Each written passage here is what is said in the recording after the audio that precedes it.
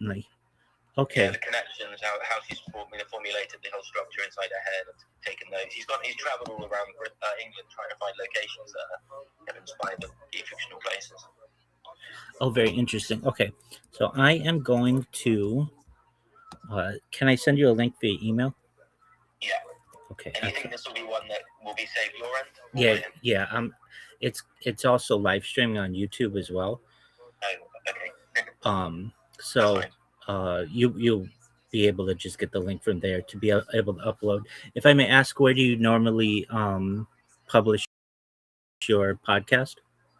In video form. I haven't got it connected to Apple Podcasts yet. I'm not sure how to do that. Have you worked that out yet? Yeah, I can help you with all that. Cool. Okay, so do you have your podcast on Spotify? No, I don't. Okay. Have you thought of doing it? I have music on Spotify, but no podcast yet. Okay, so there is something called Podcast Creator, which is a different app than Spotify. And you basically just download it, and then you can directly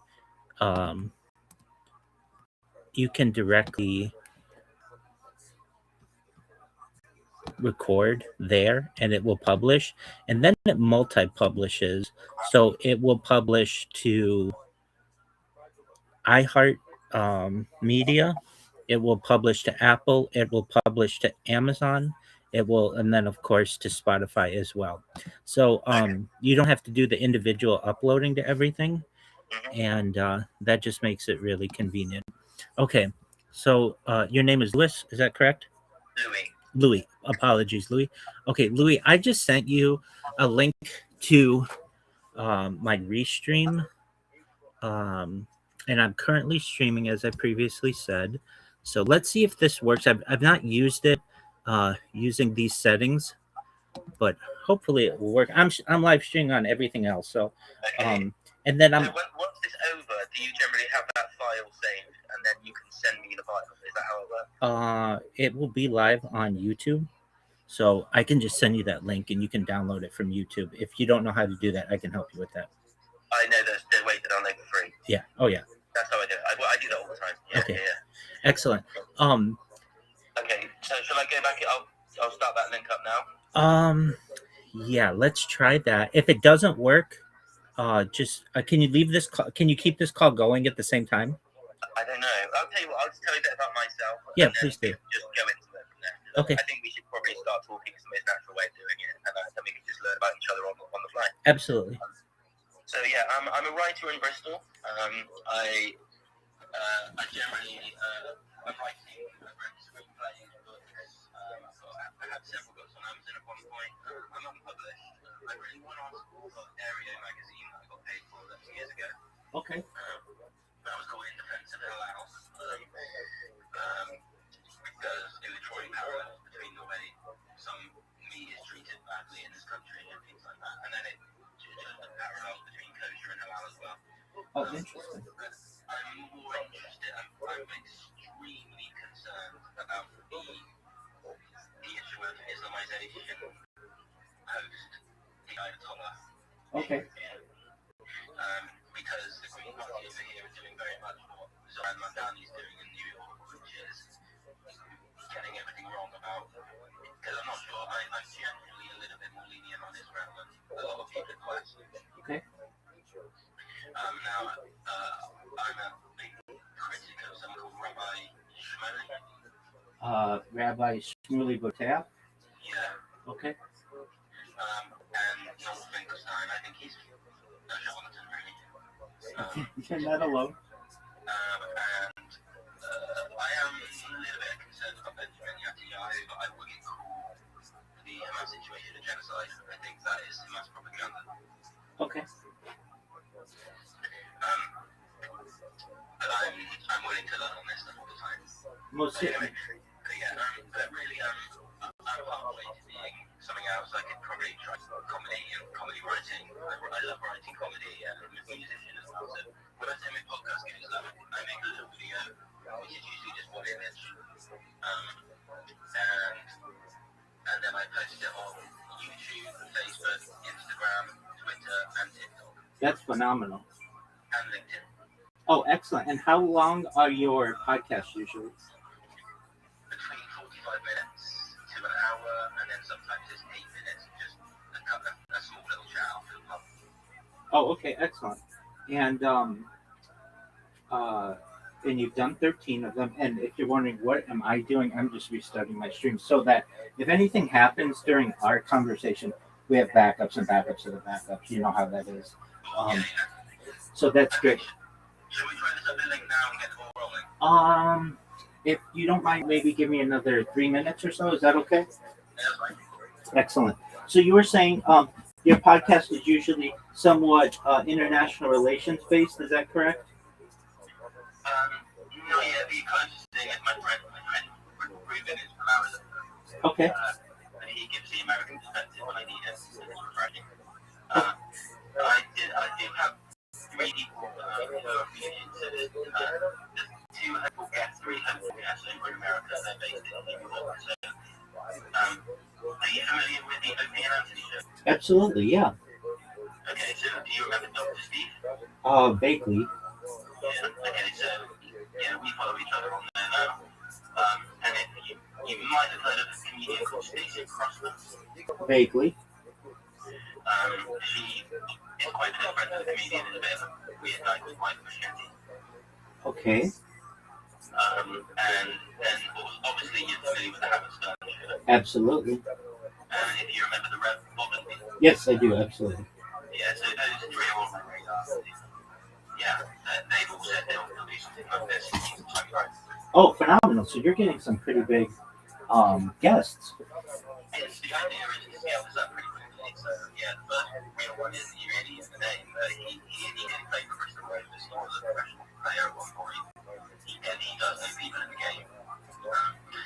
And I've just got this kind of incredible memory for basically picking people who was slightly above my pay grade. I got a good taste for characters and so and it succeeds some of the time, and then when it does succeed, I got to it works and go for it.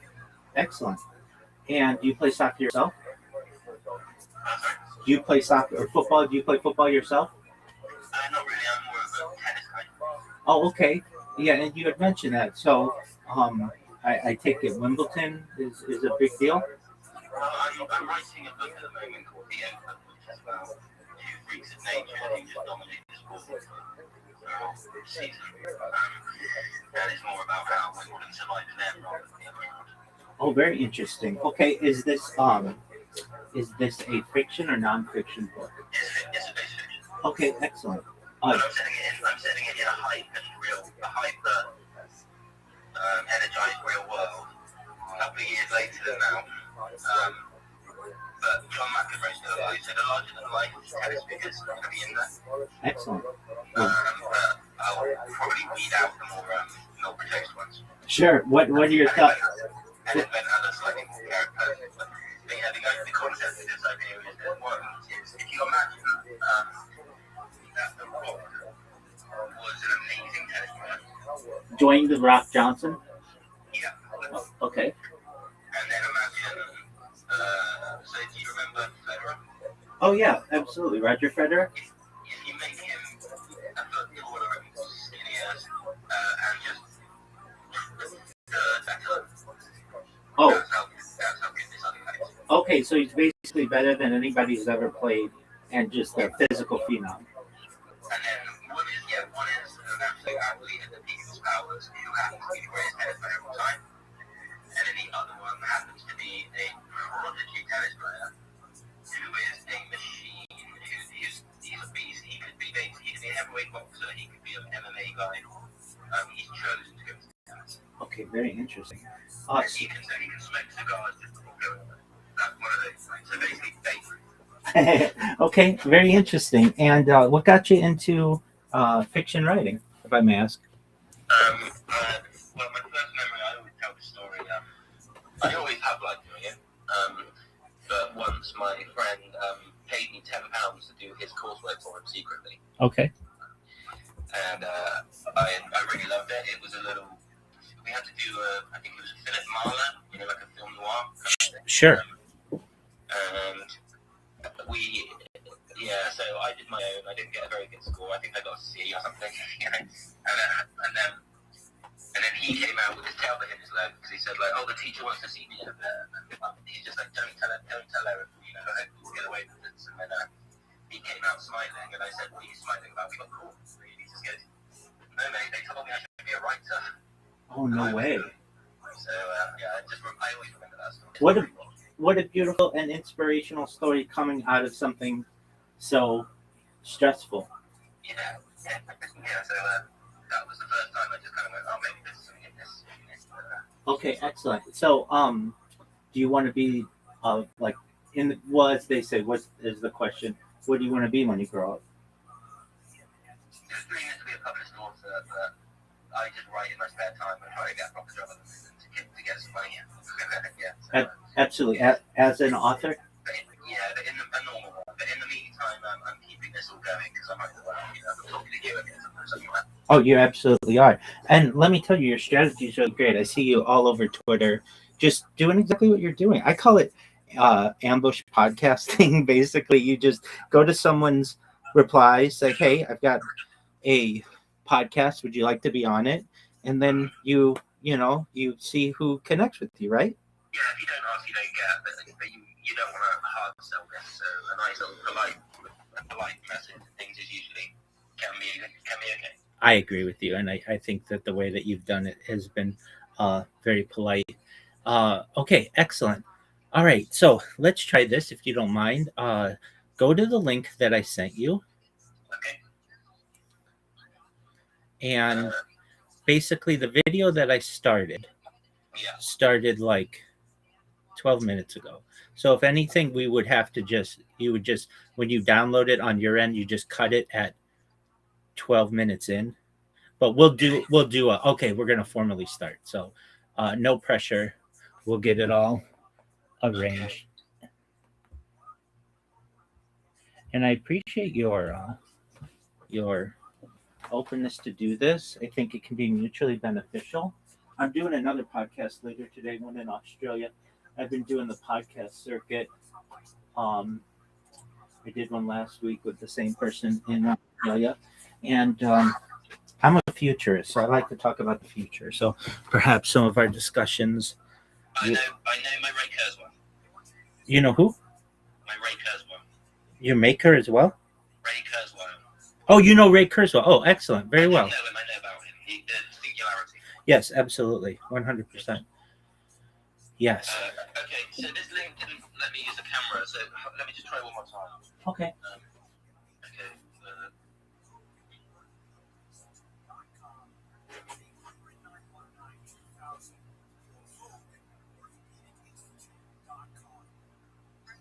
Do you have Discord?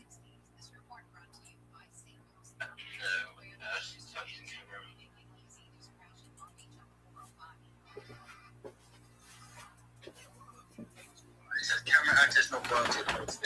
Your backstage, the host may add you to the broadcast at any time. Be ready. Absolutely. Okay, so I can do that once I potentially see you as a guest. Oh, okay, I see you. Just one moment. So I think that are you on your phone doing this? Yeah. Okay, so the reason why you don't have access is because you are using your camera right now to talk with me. So we're gonna not quite yet. Okay. And I'm gonna bring you in. And I don't know exactly. I guess, just bear with me as I try to figure this out myself. We'll get it though, as they say. And I'm gonna close. Okay. Okay. I brought you in. Can you see yourself on the screen? I saw a flash. I can see my name. Okay.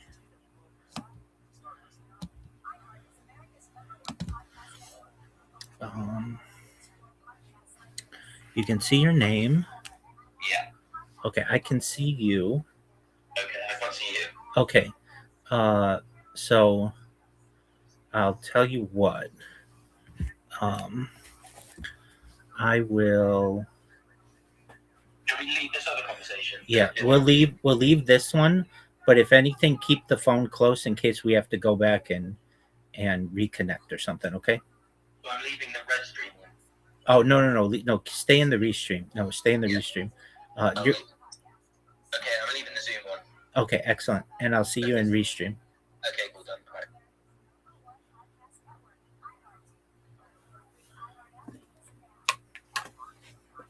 Hello. Can you hear me?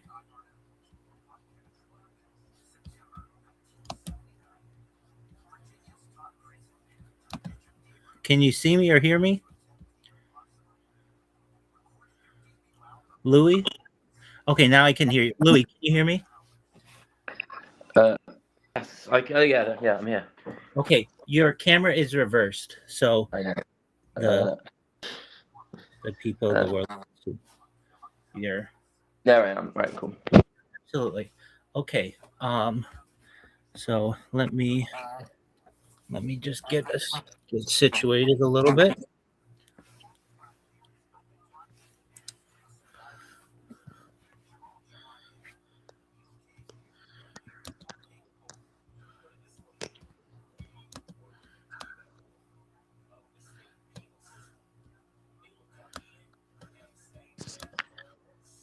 Okay.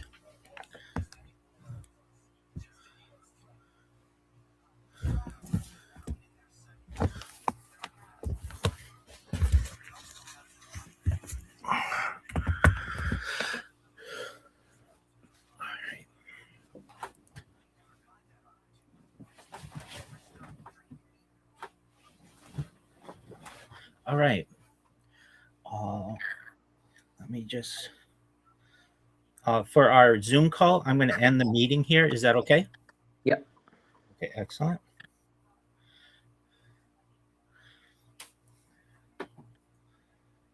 All right. So before we start, if there's anything you need or whatever, you let me know, and you'll be able to just take the raw file and edit it in any way you want. Before we start, let me just check to make sure that we're recording. That's always Okay. a good thing to check. I can't see you. Is that normal? Oh no, you should be able to see me. Oh, I can't. I can see myself. Okay. Are you on a computer? No. Okay, you're on a phone. I want it so that you can see me. So, I can see discord.me/rabbi. yes, that little is there like a little slider?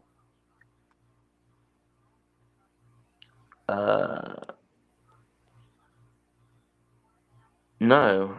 Oh, hang on. Okay, you just turned yours off. Yep. It's back on now. Okay, is there one by my name? No. Okay. Yeah, I want you to be able to, of course, see me as well. So, we'll figure this out. If you would, you're on a browser? Safari. Okay, yeah, browser. All right. Okay. I'll try with a different I'll do what you're doing, so I'll be like an extra guest, and I will see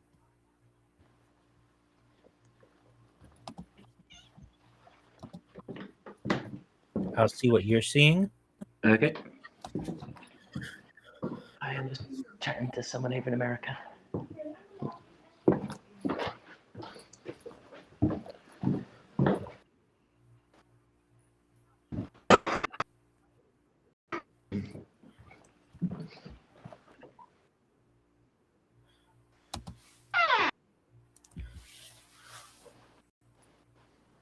There you are. Cool. Is that okay?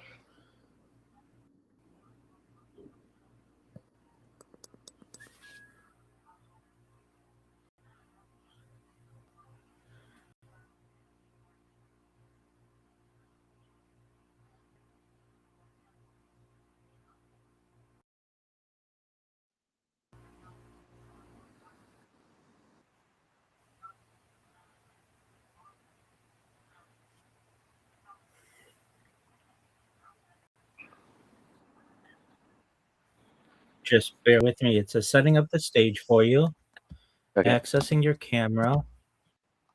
I guess I might have dual cameras. That's fine. Okay, join as. So you press the thing that says join as a guest, right? Yeah. Okay.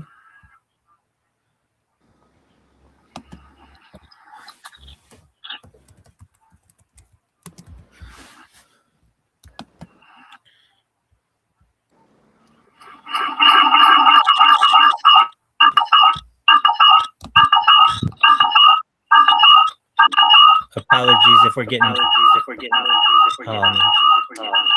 feedback. Just for a moment. Let's see how we could turn this off.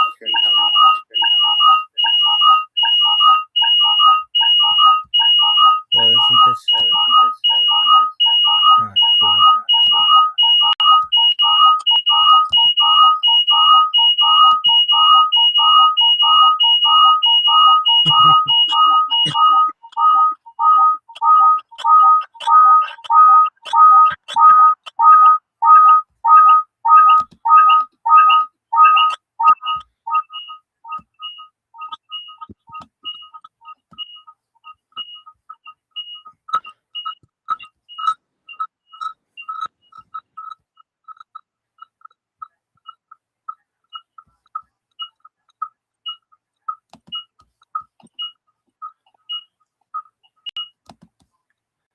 Okay.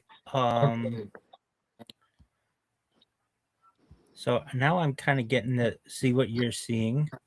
I think I see Rabbi 2 backstage. Okay, so I have to accept myself as a just like you, and then I'm gonna have a chance to see what you're seeing. And we will I'm get seeing this. a blue sky with clouds and myself, and then you.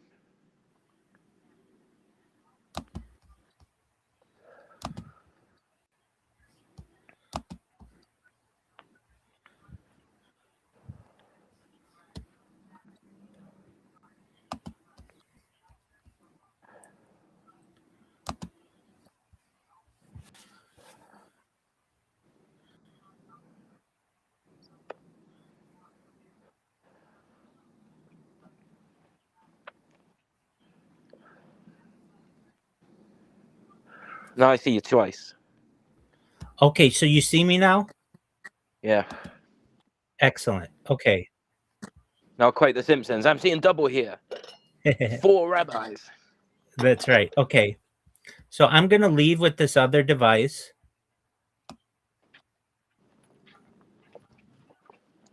If I may ask, does one of them say discord.me/rabbi and the other says rabbi 2?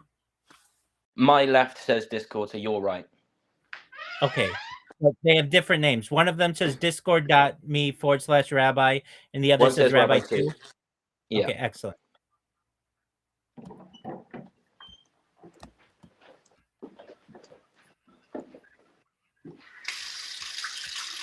And you're putting this on YouTube, are you? Yeah, it's live on YouTube right now. Cool. Okay. Can you still see me? Yep. Okay, excellent. So you can see me now. And with that being said, Can you see my lovely flaxen locks? it's beautiful. Palatial, my friend. Okay, so would you like to start? Yes. Okay, so why don't you get comfortable and then you introduce this like it's one of your podcasts because it certainly will be.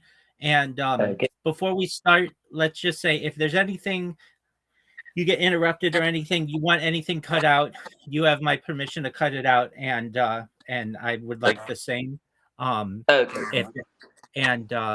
But yeah, all my stuff is live and I'm raw all the time, all my footage, so should have an issue with that. Okay, so and then let me. Please welcome. This is episode 13 of No Hot Ashes. My guest today is Rabbi Rothschild from California. That's right. It's a pleasure to be with you today, Louis. Yeah, you too. So, as my guest, would you like to tell me a little bit about this project of yours? Absolutely. Thank you so much for the opportunity. I'm Rabbi Rothschild. It's a privilege to be here and a privilege to have your audience here today. I stream my life 24 hours a day, 7 days a week, 365 days a year for world peace. I've been doing so for more than 4 years. My streams go back to the pandemic. We've seen the death of a queen, the birth of AI, the coronation of a king, and everything in between. This is a real life Truman Show, a real life Big Brother. This is a timeline and a time capsule of human achievement. In the 1990s, the phrase content is king was coined, and I'm making it true today. I'm, in my own way, king of the internet. I have archived more data than any person in global history, and that's important because in 2017, The Economist magazine stated that data had overtaken petroleum as Earth's #1 resource, which may make me a very influential person someday. If and when that happens, I'd like to make you, your friends, your family, your audience, all financially independent if they're not already. I'd like to ensure that they have generational wealth if they don't already, and I'd like them to be able to start charities and philanthropic organizations of their own. Interesting. Okay, yeah, because I know I've heard a couple of things about the. Are you an Ashkenazi? I am. Yeah, so you've got more Nobel prizes per capita than any other community in the world. I believe that's true. That's correct. Is it Alfred Nobel? More Jewish people were involved in the creation of the Manhattan Project. That's true. Oppenheimer, Edward Teller, and such. Yeah. And a lot of them were wrongly accused of being affiliated with the Communist Party. Many. And also, I believe it's also been said there's some people who are pro-Semites, and I know, for example, Christopher Hitchens had a sort of instinct that he had a kinship with the Jewish people, and then it was only after his very late in his life he discovered his mother was Jewish. And I remember a conversation with Martin Amis and Christopher Hitchens. Martin Amis, Kingsley Amis, apparently was a little bit of an anti-Semite. He would look at the credits of things. I can't hear you as well. Did you cover the microphone?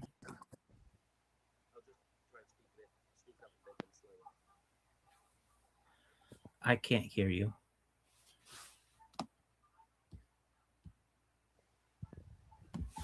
Can you perhaps repeat that? Are you covering the microphone? I think so. There you go. Now I can hear you. Maybe it's just a signal part. Okay. No, it was just a little story about Kingsley Amis, father of Martin. And apparently he just used to say the word yid and Martin didn't like it. It happens. Yeah. I do my best to have an open mind to people of all backgrounds. And I personally am a futurist. I like to talk about things about the future, more things that unite us, less that divides us. Do you mind if I mention some of the topics that I enjoy addressing? No, absolutely not. Thank you. So aside from making everyone in the audience perhaps wealthier than they could have ever imagined based on data, I want to help the world. And I want to do that through the platform that this stream offers me. I'm not live on just one YouTube stream nor two YouTube streams. I'm live at any given time on more than 20 different YouTube streams. You can watch my life in 360 degrees. I even have a ceiling camera. You can watch my life 365 days of the year. I have been doing this for more than 4 years. So back to the pandemic, we've seen the death of a queen, the birth of AI, the coronation of a king, and everything in between. It's essentially a timeline and a time capsule of human achievement. And with the platform this gives me, I'd like to advocate for ending world hunger through the use of technology such as agricultural drones, floating greenhouses. Can you hear me? Yeah, we're back. Yeah. Okay, we're back. Excellent. So I'd like to advocate for ending world hunger through the use of technology such as agricultural drones, floating greenhouses, saltwater greenhouses, hydroponics, vertical farming, cloud seeding. I'd like to help end world thirst. I'm sponsored by cryptocurrency. It's actually the one that I'm wearing the merchandise right now. It's called Harry Potter Obama Sonic 10 Inu. The ticker's Bitcoin. It's a cryptocurrency that's worth tens of millions of dollars. And one of the things that the community does is build wells and water towers in developing nations for the benefit of the less fortunate. Specifically, we've built water towers in rural villages in Nigeria. I'd like to keep those types of excellent advocacy and programs going in a larger way. Additionally, I'm an advocate for the Life Jar program, but most importantly, desalination technology, where we pump earth seawater onto land to make it drinkable. Additionally, I talk about things from a futurist perspective, things like perhaps anti-gravity, antimatter, faster than light travel, faster than light communication, space elevators, space tourism, terraforming of other planets, perhaps one day interstellar travel. I'd like to talk about mega projects, a Bering Strait tunnel, perhaps, bridging the Darien Gap, pardon me, perhaps expanding the channel, the English Channel, so that The Channel more Tunnel. can make the journey. I want to be someone who is seen by the world as a big idea individual. I know I can't accomplish all of these goals myself, but they're things that I find interesting. I talk about things like artificial narrow intelligence, artificial general intelligence, artificial super intelligence. I, in my own way, am perhaps the world's leading trailblazer in some cutting edge types of technology. One is known as CHDI, it's continuous human data infrastructure. Another is CHAD, which is continuous human activity data. Essentially, the idea of being able to watch an individual for long periods of time and learn about aging, behavior, eating habits, sleeping habits, every aspect of the human body. And I think it's a really exciting project for people to be able to not just observe what I do, but also hear the conversations that I have with people just like you every single day and how we can better the earth. Right. Okay. Yeah. Because so you seem to know a little bit about your your comedy shows and things. So do you remember Dr. Michio Kaku, Yeah, absolutely. Science of Star Trek? Yes. Did you ever see that show? Yeah. Science of Star Trek. Yeah. I've seen him in documentaries and such. Specifically, Yeah. And well, I just remember the reason I got in touch with Dr. Steve is that they famously didn't get on the Opie and Anthony show. So that was the only reason I mentioned him. But, yeah. Very interesting. Well, they just didn't like the way. They just didn't like the way you tend to dumb things down when he was talking to them. But apart from that, no, I'm a big fan of Michio Kaku. Yeah. It depends on the audience. So if I heard you correctly, the Science of Star Trek, correct? Yeah, it's when they were trying to make lightsabers for real and things like that. Yeah. Absolutely, and that's a lot of the technology that I discussed. Things like replicators, which is directly from Star Trek. These are also known as Santa Claus machines. For the audience out there, imagine a 3D printer that instead of using plastic, it can use any element in the periodic table to be able to create anything that you want. Yeah. Yeah. Go ahead. Yeah, well, no, and I think there's a book by David Deutsch called Guns, Germs, and Steel, or maybe that's Richard Pearl or something. There's someone, the father of Daniel Pearl. I think that's Richard Pearl. You know, the guy who was beheaded. Yes, absolutely. The New York Times reporter. Yeah, is he with that book? Is it Guns, Germs, and Steel? Yes, if you're discussing the exploration of Western colonizers in the New World. Yeah, and like physics and the limits of physics, but I think one of these guys just said technically, if we crack physics, anything is possible. That's absolutely correct. Knowledge is power. Knowledge is power. That's absolutely right, Louis. And I'm an advocate of that. I feel like there are people out there who may say that much of what I discuss seems like science fiction. I mean, many of these ideas have been discussed in science fiction media, but I want to help bridge the gap between science fiction and science fact. Yeah. At one time, when people would talk about brain-computer interfaces, that seemed like far-off technology. But at the beginning of this decade, we had the first successful brain-computer interface, Neuralink, in a gentleman known as Nolan Aspro, approximation on his pronunciation of his name. He's a quadriplegic man who can now play video games better than you or I can and perhaps maybe anyone on Earth. He basically has an auto aimer in his head. And the goal is to perhaps be able to create some kind of transmitter. I think at this time it might be Bluetooth, but perhaps some other type of signal in the future to be able to bridge the gap between the separation in his spinal cavity or his spinal column, so that signals can be sent to the lower part of his body, and perhaps one day he may be able to have use of his hands again, maybe perhaps, God willing, use of his legs. That, I mean, if to they me, get a load of stem cells in him, that might help. absolutely. And that type of technology 30 years ago seemed like science fiction. Brain computer interface sounded like science fiction. Something like Neuralink sounded like science fiction. We're starting to bridge those things. CRISPR technology, if you're familiar and your audience is familiar with CRISPR technology, Yeah, seemed like science fiction 20, 30 years ago. If we could have made Oscar Pistorius have some real legs, maybe he wouldn't end up killing his wife or his girlfriend or whatever. There may perhaps have been alternatives, certainly that may have existed, and we are at the precipice of something really special. I like to discuss other things that are on we are on the horizon. One is known as de-extinction. I don't know if your audience is familiar, but the de-extinction, many people think this is like Jurassic Park kind of technology.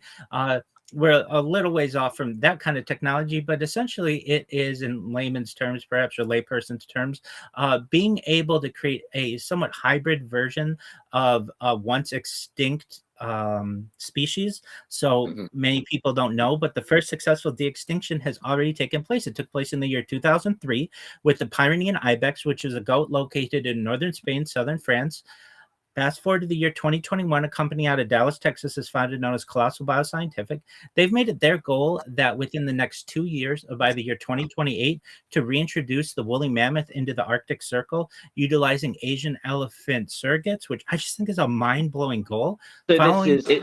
Yeah, sorry, just to give people a little bit of a pop culture weigh in on this one. It's the bullfrogs being used in the Jurassic Park to they ended up breeding because they mixed them with toads and is it bullfrogs in Jurassic Park that they used to fill in the gaps in the DNA? I believe it was something like that. Additionally, that was when Alan Grant picks up the thing and he just tells them and he gives them a little speech about that. Yeah, that was it. Absolutely. And then some mosquito and amber related as well, this type of technology. And following the reintroduction of the woolly mammoth, scientists want to reintroduce the Tasmanian tiger, which went extinct. Perhaps the last one, I believe, in captivity was in the 1920s, followed by the dodo bird, which went extinct around the 1600s or so. I think these are fascinating topics that really we're not talking enough about, I feel. Yeah, condors are also a thing, aren't they? Condors were dying, and then someone brought a couple of those back, didn't they? So the California condor, if that's what you're referencing, during the 1990s was on the verge, or around then, was on the verge of extinction, but has had quite a resurgence as well. Not specifically, to my knowledge, through de-extinction technology, but just through conservation efforts, which I'm certainly an advocate of. I feel that perhaps we did a lot of damage to the earth during the Industrial Revolution, and perhaps with many of the advancements that we've made in science and technology, we may be able to reverse some of those effects. Other things that I like to talk about that may be of interest to your audience are things like perhaps life extension technology. Most people in your audience, when they were born, the average life expectancy for them was probably about age 80, perhaps. I'd like to increase that, give them the resources to be able to increase that, make these types of technologies more affordable. Things like oxygen therapy, hyperbaric chambers, things like perhaps we talked earlier, stem cells, perhaps human growth hormone, cryonics, cryogenics, nootropics, peptides, cold shock therapy, ambrosia therapy. Maybe sensory deprivation baths, for the mind.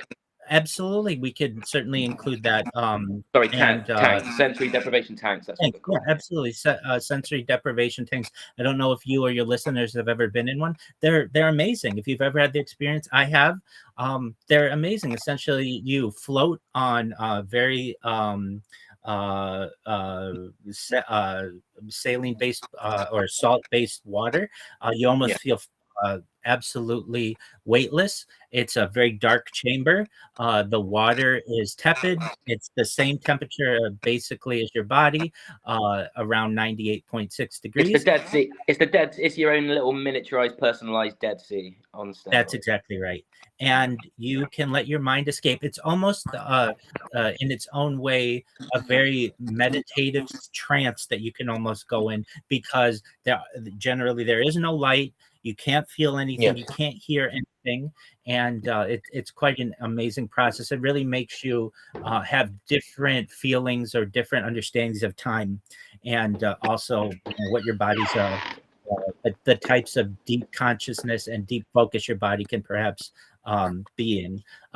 Additionally, I talk about things like certainly cold shock therapy, ambrosia therapy, perhaps blood transfusions of your own blood, things like red light therapy and testosterone replacement therapy for both men and women.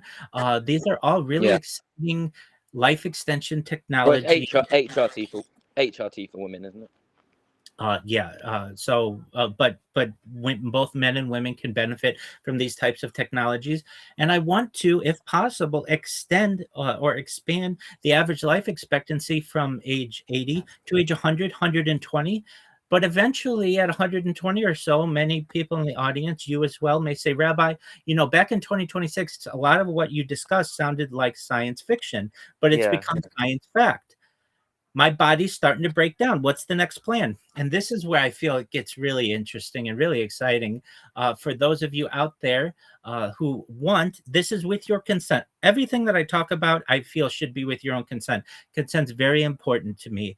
And so I'm an advocate of my body, my choice, and I don't feel anything should be forced upon you. But if you want, you may be able to utilize a type of technology known as mind uploading technology, where with your consent, we scan your brain into a computer like a CAT scan or an MRI, knowing where every atom is in your central nervous system and your peripheral nervous system, for later download as an android, an avatar, a cyborg, a cybernetic being, a clone of yourself, a robot, an ethereal being, whatever you want to be. But what I want, there was a Johnny Depp film about that, wasn't it? When he uploaded himself to the conscious. I believe so. Yes, this is a common narrative within a lot of science fiction movies. But essentially what I'm saying to you, Louis, and your audience is that you may be able to have a future of digital immortality, which is an extremely exciting opportunity. We are essentially the last generation, or maybe perhaps the first generation, that may be able to either avoid death or extend life to the point where we may be able to live indefinitely. And I just think this is a real life afterlife. That's absolutely correct. And from there, many people say, well, I don't want to live forever. And no one's forcing you to. Many people with whom I interact on a daily basis say, I want to just live my normal life and die whenever I want to die. And I feel that should be allowed. I am I want this technology to be used with people's consent. However, there are those of us, and perhaps we've been termed transhumanists, people who want to extend life, if possible, for as long as possible. And for those of us who may have the ability to do so, we would like to maybe be able to reverse age and extend our current life in whatever bodies we have for as long as possible. And then perhaps, if needed, might use mind uploading technology to be able to live indefinitely. And your audience out there that may wonder what this is like, it's essentially like a save point in a video game, for lack of a better analogy, where you could essentially upload your consciousness into a computer system. And then if anything ever happened to you, God forbid, you were in deep space exploration or whatever, we'd be able to get that save point back. And perhaps there might be some way that you wouldn't need to do manual saves, that there could be some kind of automatic saving system, perhaps. That's all for generations. Like Grand Theft Auto saves it for you. Absolutely. And then for those people out there who want to live for not just hundreds of years, not just thousands of years, but perhaps millions and maybe even billions of years, if they'd like, at any point, they should be granted the option, if they want, to just stop and be able to end it all, or come back with their memories erased, and or just not come back at all. I want to give people rights. I think that's really important. Yeah. I think And for it's a these, really go ahead. and for these poor souls that are born in the wrong body, the gender dysphoria, Yeah. they'd So have the ability to have very effective, non-invasive surgery. Just get it done very quickly. that's And they, absolutely correct. yeah, And yeah, so for those of you out there who are LGBTQ plus, I consider myself to be plus, whatever that is. We don't really know what that is, but that means that I may want to experiment in the future to be whatever I want to be. And if I live 10 million years as a man, I might one day want to live as a woman. If I yeah. spend 10 million years as a human, I might want to be a different type of species someday. I don't want to Yeah. limit myself to anything. So in addition to being an LGBT plus LGBTQ plus ally, and perhaps consider my own self non-binary, or wanting to perhaps, if I want to be a woman in the future, maybe not in this lifetime, but maybe in a future Maybe you want to lifetime, be or perhaps in this lifetime if I maybe you want to be continue a to tree live frog with for. your brain for a day. Pardon me. A tree frog with your brain That's exactly right. And who knows what scientists today, will be something like able to perhaps develop in the future, and what kinds of technology. So these are some of the topics that I discuss on my stream. I've been doing this now for more than 4 years, from more than 20 different YouTube streams. For anyone out there who wants to view my YouTube streams, who finds this really interesting, you can find me on YouTube 24 hours a day by typing my name. I'm Rabbi Rothschild into YouTube, and make sure you filter by live, because I have so much content. It's an absolute sea of 12-hour videos that I basically have. You want to filter by live, and you'll be able to watch my life in that. Okay. 360 degrees. This is how I'll Additionally, find, and I'll find this video there. yeah, I'll also send you a link so that you Brilliant. don't Okay. have to. Yeah, Okay. absolutely. So that you don't have to delve through all of those. But Mhm. additionally, for your audience who wants to find out more about what I do, go to my Linktree, linktree.com/Rabbi Rothschild, just like my name, just like who I am. And you'll be able to find more social media of any individual than you've ever found. I have blogs there. I have tens of thousands of different accounts on TikTok and Kick and Blue Sky and Pinterest, and certainly Snapchat, and of course YouTube and Instagram and Twitch. I have more social media than anybody Yeah, would ever. just Facebook, everything. Just Absolutely, it's all there. yeah. Are you on X? Oh yeah, we connected through X, didn't we? We did connect through X. Yeah. So X is a great place to be able to find me as well. All my links are in my link tree. So just go there, linktree.com/Rabbi Rothschild. If you want to join my Discord, I'm live in Discord 24 hours a day. And so the best link, you can find that in my link tree as well, linktree.com/Rabbi Rothschild. You can also find it at discord.me/rabbi. And that will give you a link directly to my Discord. We have thousands of people who are members there. It's free. Everything I talk about is free. There's no charge for any of this. If you want to connect with me and you want to talk about futurology, I'm here for you. If you want to connect with me and you want to talk about Judaism, I'm here to talk about it. If you want to connect with me and talk about Kabbalah, I'm here to talk about it with you. If you want to connect with me and talk about history or science, or you're just having a relationship issue and you want someone with whom to speak, I'm here for you. I'm here to support not just my community, but anybody else who hears my voice who wants help. I'm here to be a helper in this world. I'm here to be a teacher in this world. I'm here to be a leader in this world. Okay, can I ask? I'll get one plug in for your audience. This is for my own benefit. I'm 1% majority on Substack. That's £50 a year. You get all my essays that I'll write every year. So that's that out of the way. Now, can I ask you, what do you think Madonna's attraction to the Kabbalah was? Absolutely. So this is something that came about in the late 90s or so, along with some other celebrities, including Britney Spears and others. And it was based out of the Kabbalah Center in Beverly Hills on Robinson. Basically, there is a movement in major cities around the world for people of all backgrounds, not just of the Jewish faith, but all backgrounds to be able to study Jewish mysticism. And Madonna, I believe, had basically taken the invitation, perhaps, of some of her colleagues who were interested in studying Jewish mysticism, and studied at the Kabbalah Center in West Los Angeles and Beverly Hills, and was able to have, I think, it had a major impact on her. As I understand, she avoids having concerts on Friday nights, which is our Shabbat, and perhaps has worn the red string that's associated with the Kabbalah Center, and other celebrities Probably were affected by this probably as cut well. out pork as well, I imagine. I don't know her dietary habits specifically, but I do know that she does an excellent job doing her best to keep in shape.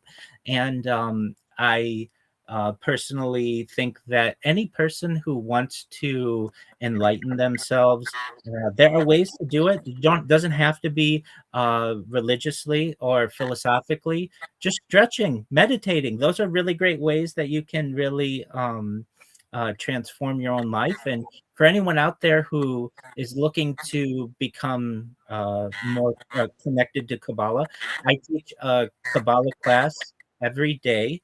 So I've taught over 100 of them consecutively. They're available on my different YouTube streams, and they're all at least an hour, sometimes multiple hours a day. And we cover everything from ancient Kabbalah to medieval Kabbalah. We cover modern Kabbalah, and then I also give it some other Jewish and halakhic Jewish law flavor, um, and some Yiddish in there, certainly some Hebrew in there, and Mm. it's a great starting place for people who don't have a huge background in Kabbalah. And I have intentions to do this for the rest of my life. I think it'd be great to have a really nice compendium of at least 1 hour of per day of just my teaching. Sometimes we watch documentaries on Kabbalah of other teachers if I find that they are prudent, and just do our best to do as much deep dives into Jewish mysticism as possible. And Mm.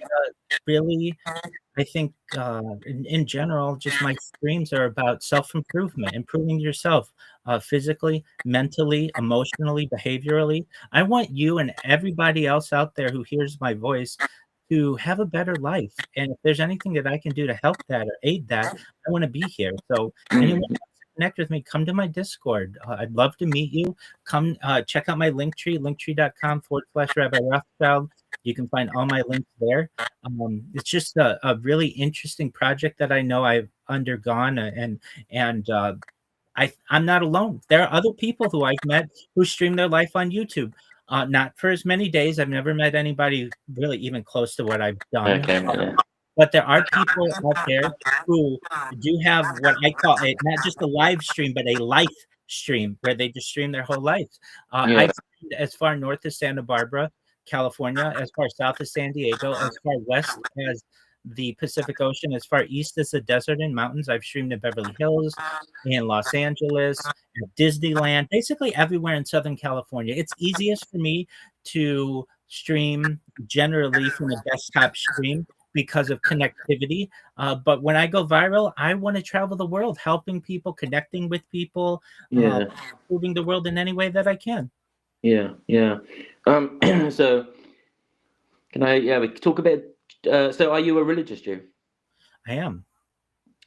Okay, because there's another thing. Christopher Hitchens floated this idea that he thinks a lot of Jews maybe have the gene for atheism, because a lot of Jews tend to be unbelievers. Oh, absolutely. So, There's a for perhaps example, of like you Woody Allen most and certainly perhaps Larry David and people like that. absolutely secular Judaism is a major movement in the world.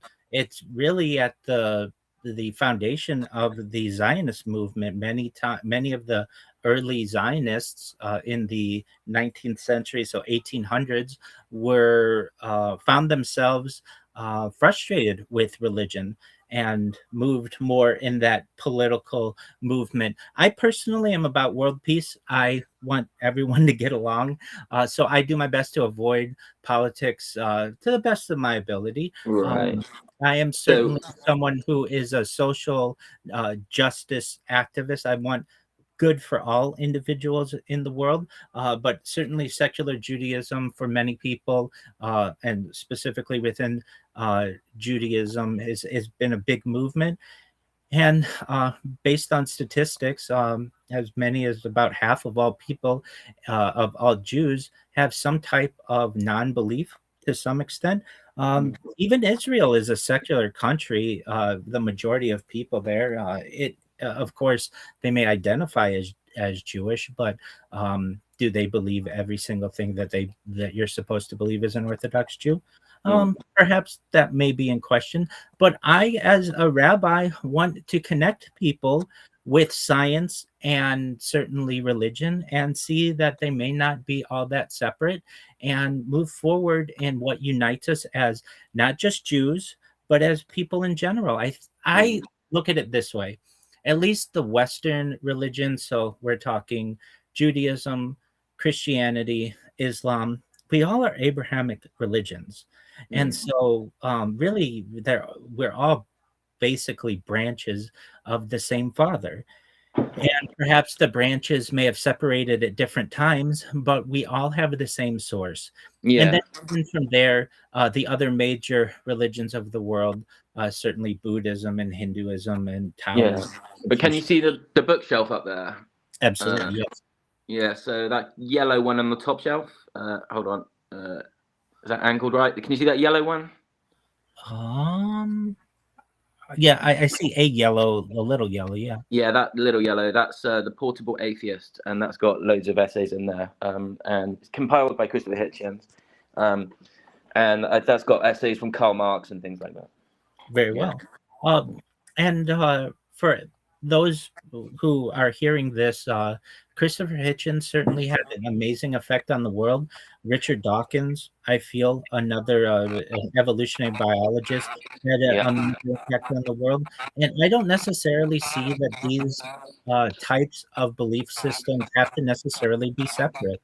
And if we were all being honest, Christopher Hitchens, the Rebbe of Chabad, Rabbi Menachem Mendel Schneerson, the Orthodox sage Rabbi Moshe Feinstein, the Chafetz Chaim, the Vilna Gaon, all the great rabbis, all the great secularists, if we sat them at one big table and we really were being honest, none of us know. We're all agnostic in our own way. Yeah. No one knows anything. No, Now, no, it's no. a difficult thing to prove. We're just doing what we were taught to do, perhaps what our traditions are. When I teach my classes, I generally do my best at the beginning of them all to say no one knows for sure. Elu ve'elu, Elokim Chaim. But I do my best to say that this is the Mazor we live by. Right. And Elu ve'elu divrei Elokim Chaim is something that I feel is important to be able to recognize. This is the Mazor that we live by. This is the tradition that we live by as Jews, but no one really knows. No, no. And I just hope I get a quick agreement from you. The most poisonous conspiracy theory of all time is the Protocols of the Elders of Zion. I would say that it is certainly a controversial subject, and I'm about uniting the world. I'm about peace, and I do my best to avoid some of the alternative thoughts. Okay, yeah. No, I tend to look in.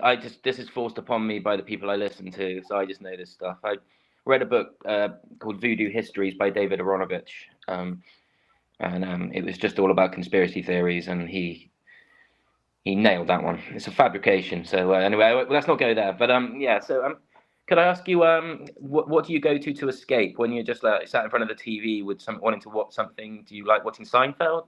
I do. I love Seinfeld. I'm a huge Seinfeld head, as the kids say. I love Seinfeld. I loved it in the 90s. I loved it in the noughts. I loved it in the teens, and I love it in the 20s. Yeah, yeah. certain I've seen them all. I'm in the Did you follow Seinfeld. Larry David over to Curb? Oh yeah, absolutely. It's great, right? 100%. 100%. Yeah. I'm in the Seinfeld subreddits. I love the Seinfeld memes. I see Seinfeld as I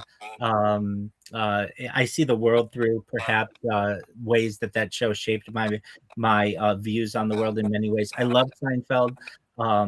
It is near and dear to me. So I do like Seinfeld. I like stand-up comedy a lot. I like comedy in general. I like comedians. I feel it's important to laugh. It's important for the world to be able to not take itself too seriously. So I very much enjoy watching stand-up comedy. That's what I like to do in my free time. Additionally, I like to play games. So everything from chess and checkers and even card games. I love the social aspect of the internet, where two people on different continents can be able to connect, able to have intriguing conversations, be able to share, and just that's a really special part, I feel, of the time in which we are living. And Yeah. so I am at home in my own comfort when I'm basically relaxing, able to play games or read on a subject that's interesting to me, and I have a podcast on in the background or comedy on in the background. I that's basically something that makes me very happy.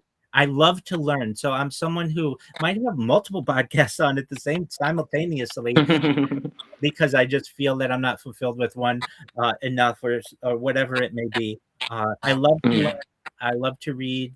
I love intriguing ideas. And really, with the advent of AI, I feel that giving humans, maybe people who wouldn't previously have delved into writing, an opportunity to be able to express themselves. I think it's an excellent tool if used correctly. I know that I've used it myself constantly. I was an early adopter of ChatGPT in November 2022. So I started the stream in 2021. So I actually have like pre-large language model about an entire year, more than an entire year of my life on camera archived. And then from there, ChatGPT launched on November 30th or so, 2022, and then I've been able to see the different changes that have happened in the world with certainly the advent of ChatGPT 1, ChatGPT 2, ChatGPT 3, 3.5, 4, 4.5, 5, and then its competitors, Claude and Gemini and Copilot and certainly Grok and all of the others, and how it has affected our society, how it's affected certainly the internet and just people's jobs. I remember when I would first talk to people about ChatGPT, they didn't think it was that going to have that big of an effect, and then they'd come back to me subsequently and be like, "Oh boy, was I wrong." This is a game changer, and it most certainly in the same way that the internet was a game changer and television was a game changer and radio was a game changer, AI is the coming technology that has already changed the world and will continue to do so. Yeah, and to have this conversation now with no delay as well, that's progress. It's phenomenal. I think we're on the cusp of something really interesting, especially when we get into virtual reality and augmented reality and all of the ways that people will be able to connect with haptic suits and haptic feedback. We are just on the precipice of something really special, and I'm excited of where the world's going. There are a lot of people who are negative on the future, and if you're hearing my voice, I'm someone who's positive about it. I think that the future can be bright, and I don't have a dystopian idea of the future. Many people feel like we may be living in 1984, George Orwell. Well, very few people know this, but there's a 1985, not written by George Orwell, but there is a 1985 which has a different take on things, and perhaps the future isn't so bleak. And for those of us who may have a positive mindset in the future, perhaps there may be some type of utopian opportunity, and I do my best to maintain positivity. I know from my own perspective, if I keep streaming, I keep the consistency every single day, meeting new people, having my community grow, It's just going to take one influencer out there, and it could be anyone who's listening right now who sees what I do, sees that I have more data archived than any person ever, and data is Earth's #1 resource according to The Economist magazine, and I could potentially make them richer than they'd ever their wildest dreams. All they have to do is retweet something that I do, or repost something that I do, or talk to a friend of theirs that's an influencer. So if you're hearing my voice right now and you know someone who may potentially have a large influence, specifically on social media, but even in real life as well, tell them about what I do. Look into what I'm doing. Connect with me, because all I need is that catalyst, and we are going to take over the world with this project. And then it's going to be a treasure trove of all of the different things that I've created on the internet. I've treated the internet like it's my canvas, and I have more content than any person ever. It's going to be very exciting for people to be able to enjoy it. There are a lot of people out there who think that the internet is full of bots or full of AI. I'm real. I'm raw. My data is raw. And I feel that's going to be really important to people of the future. Anybody can do a short form video, perhaps AI generated. Anybody can do that. Not everybody has themselves sneezing on camera, going to the bathroom on camera, eating, crying, laughing, all of the things that a human does. And I feel this is a beautiful story to be able to tell the world. And I appreciate, Louis, the opportunity to share it with your audience. Cool, no worries. Yeah, and some ideas need to go more viral, like the idea of effective altruism, for example. I'm in agreement with you. Yeah, if more people, because if I suddenly was on a wage of 50 grand a year or something, I would definitely channel some of that to a charity, and I would research where the right charities to go for. I'm in agreement with you. Many people ask me, so Rabbi, you say you're going to make us rich. How are you going to do it? And if I may just include, I do say data is Earth's #1 resource, and my data isn't monetized right now. We're going to take all of the money that I create from all of my different streams. We're going to create a large trust, basically, not just to help everyone who's helped me along the way. You're all recorded in one way or another if you've joined my Discord or we're friends on Instagram or whatever it may be. And what we're going to do is we're going to help you, your friends, your family with that money from all of the data that I am able to monetize. Additionally, I am going to be able to monetize all of my social media, my thousands of accounts, all of the content that I have there.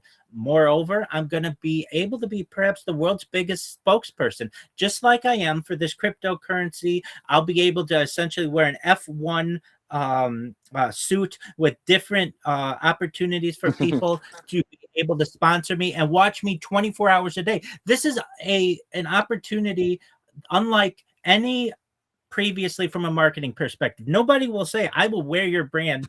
No, I've never heard of that before. Yeah, absolutely. And then another way we'll be able to do it perhaps is through cryptocurrency and other investments, because I'm the foremost spokesperson of cryptocurrency in many ways. I feel that I have a beautiful archive of the crypto journey, specifically on Twitter, but also on things like Pump Fun and or X and other places, and Telegram. I've been live streaming my life in the Harry Potter Obama Sonic 10 Inu Telegram for years. I have more than years of my life archived on X. I have years of my life archived on YouTube and Rumble and Instagram. It would take one individual more than 100 years to watch just a fraction of my streams. That's how much data we're talking about here. We're not talking gigabytes. We're not talking terabytes. We're talking petabytes. And that's an opportunity, not just for your average. What's a petabyte? What's a petabyte? A billion? Is that a billion bytes or a million bytes? It's 1,000 terabytes. So a million. Well, so it is a gigabyte is. Oh no, a terabyte is 100 bytes, right? No. It works on a 1,000 scale. So you have byte, and then from there you have kilobyte. That's 1,000 bytes. Then you have megabyte, which is 1,000 kilobytes. Then you have a gigabyte, which is 1,000 megabytes. Then you have a terabyte, which is 1,000 gigabytes, and then you have a petabyte, which is 1,000 terabytes. terabytes. And so Okay. that is a huge amount of data. Now, it's more than any one individual will be able to basically absorb on their own. But that's where AI comes into place. We're going to be able to make AI over the course of my day. I can already do this. Take a 12-hour video of mine, put it into a generator, and it'll come up with the best 3 minutes of whatever I did over the course of that day. People will be able to get digests of what I do. But then for those people out there who always want to connect with someone, I'm always here. I'm always available. You can connect with me. And a very cool aspect of this, especially when I travel the world, God willing, people are going to always have something to do. Imagine any of your favorite influencers out there. At a given point, they always say, all right, bye, everyone. I don't. Yeah. I'm always streaming. I am the king of content. I'm king of the internet. And that's a really exciting opportunity for people, for one person to share their entire life with the world. And it's my gift to the world. I do so because I've sacrificed many aspects of my life to be able to have this project. And I feel that the world will be a better place in the future if we have the opportunity to be able to study all this data. And the role that I have in AI is incredibly important. I mentioned it previously, the continuous human data infrastructure and continuous human activity data is an exciting amount of data for AI to be able to parse, to be able to digest, to be able to learn not just about behavior, but micro behavior, micro actions. And we're just looking at this from a two-dimensional standpoint. Very soon, two dimensions will be increased to HD and then 3 dimensions, and people will be able to essentially live my life virtually if they want. And then there are other aspects that may be able to happen in the future where you're able to remove different layers of my clothing with augmented reality, perhaps layers of my skin, actually see what's going on in my brain, maybe even know the exact thoughts that I'm discussing right now. You might be able to somehow, with some kind of futuristic technology, be able to study. That is an incredible opportunity for the world. So this is the start, I feel, of something really great. I've been doing it for 4 years, so it doesn't seem like it's just the start, but I know I am on the edge of something really great. And it's just going to take one person to check out what I do, recognize that it is just an incredible, incredible amount of data, and that this is something really special, and it's going to change the world. You want to tweet? You want to retweet from Lady Gaga with her playing "Edge of Glory" on it? That's absolutely right. Lady Gaga, when you see this, I have many, many songs of yours that we have on the show. I have many videos that I've made.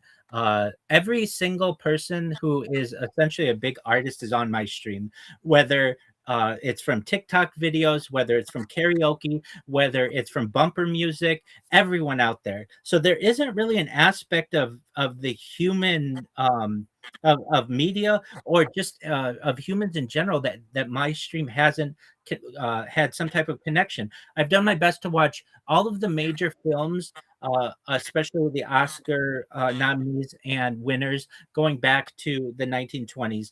Listen to every major album, listen to every major audiobook and every major religious text. I want this to be the compilation of the world's media. This isn't and just not just media, but achievements. This isn't just the story of Rabbi Rothschild. This isn't just the story of the history of time. This is a compilation of behavior and a time capsule. It's in my opinion, in the past, we might have had like the Epic of Gilgamesh, and then of course we have the Bible.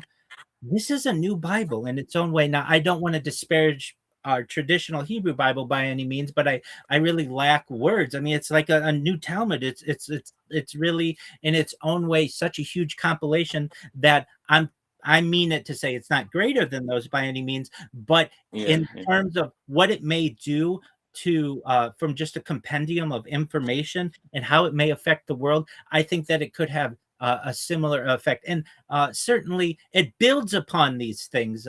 So my stream, certainly we address and study Kabbalistic texts every day. We also study the Talmud every day. We also study Hebrew Bible every single day.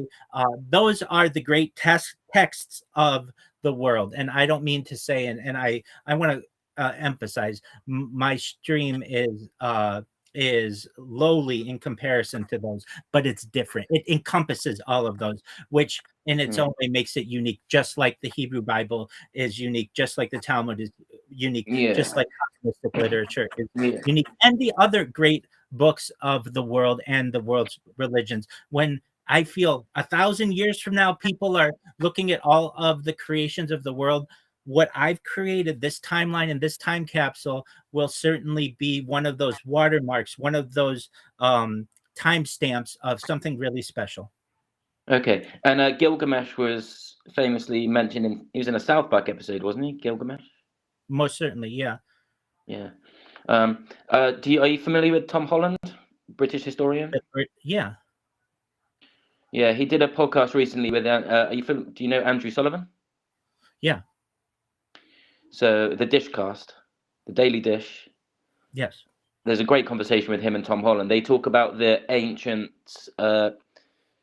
This is post St. Paul kind of era, I think. It's when it gets really interesting in the old ancient scriptures. Okay. Yeah, so that's a great listen. It's only half an hour long. Okay. But no, Tom Holland is a legendary historian in Britain. Absolutely. Yeah, I'll have to check it out. Yeah. Excellent. Yeah. Are we at about an hour? Yes, we are. So for anyone out there, let's plug your Substack again. So if you haven't had the opportunity, please join Louis' Substack and also download his podcast. You're going to be able to get it on everything from LinkedIn to YouTube to all of the other platforms out there. And please plug anything else you'd like, and then I'll plug, and then we can. Okay, sure. So the Substack is 1% Majority, all lowercase, all one word. That's Substack. That's £50 a year. You get access to all essays. If I ever deem an essay to be a public service announcement, so for example, if there was a nuclear threat or something, I'm going to post that essay for free on Facebook. I'm not going to put things I think the world needs to know urgently behind a paywall, but I will put general essays. There's couple of short stories on there. There'll be a ton of content, and all I'm hoping is a slight stream of that to support the podcast. So any money that comes through Substack will go straight into doing anything creative like this. And I've also got some YouTube channel, which is, if you just type into all the socials, it will generally link you up with all this kind of stuff. I've got an easy name to find. You can Google Louis Hesse Antel, and then I'm sure you'll know there's not a lot of Louis Hesse Antels in the world, so people can find me very easily like that. And yeah, apart from that, I've got a YouTube channel, Facebook, Instagram, TikTok, Twitter, X, LinkedIn. There's a blog called The Rational Roll Rock and Roll at WordPress.com. That's very old. There's some recipes on there. And I've also written several books, which is a trilogy called The Stand-Up Chronicles. There's a book called Numakshi, a book called The Session. I'm in the middle of writing one called The Open. I want to make films, one called The Easy Way, a sitcom called Officers and Wives, a sketch show called The Long Show, and ideally a cookbook. But all of this stuff is a hobby. Now, yeah, please tell me about your what do you want to say to finish this up?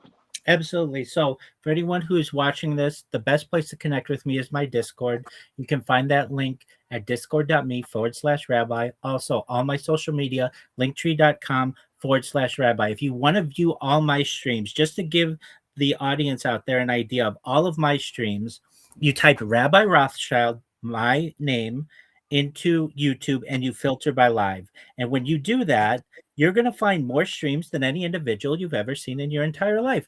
Look at, I'm going to try to pull it up here. You can see we are having this conversation live. Look at all these live streams that you are going to be able to find. You can view my life in 360 degrees. It's extremely exciting. You can even see Louis there. I mean, how meta is this? That he can see himself on the stream as we're doing this. This is just an amazing technology that we're utilizing here. And these are all live. So if you don't like one angle, we've got another angle for you. It's an incredible amount of data for people to be able to parse. Okay, well, I'll scratch your back. You scratch mine. We'll subscribe to each other's YouTube channels. Is that a deal? Oh, absolutely. Yes. Brilliant. Okay. So no doubt with that. So again, linktree.com/Rabbi Rothschild. I am available on X there. You can find my links. I'm available. You have my YouTube streams there. I have a Spotify podcast for those of you who want to check that out. You can find, I am a writer as well. So you can find my writings at rabbirothschild.medium.com and view some of my deeper thoughts on some subjects. And with that, Louis, I sincerely appreciate the opportunity to connect with you. I will catch you offline and we can make the arrangements to be able to get this published, and just really appreciate your time and appreciate the audience's time. And really, as the old adage goes, for both of us, the best is yet to come. Brilliant. Okay, perfect. Well, thank you very much, Mr. Rothschild. Can I ask your first name? My name is Michael. Michael. Okay, thank you from Louis, from over here in sunny old Bristol to you in sunny old California. All right. Peace. Wish you luck for the future. All right. Thank you, Rabbi. Cheers. You as well. Take care. Bye-bye. Louis. Bye. Bye. Bye.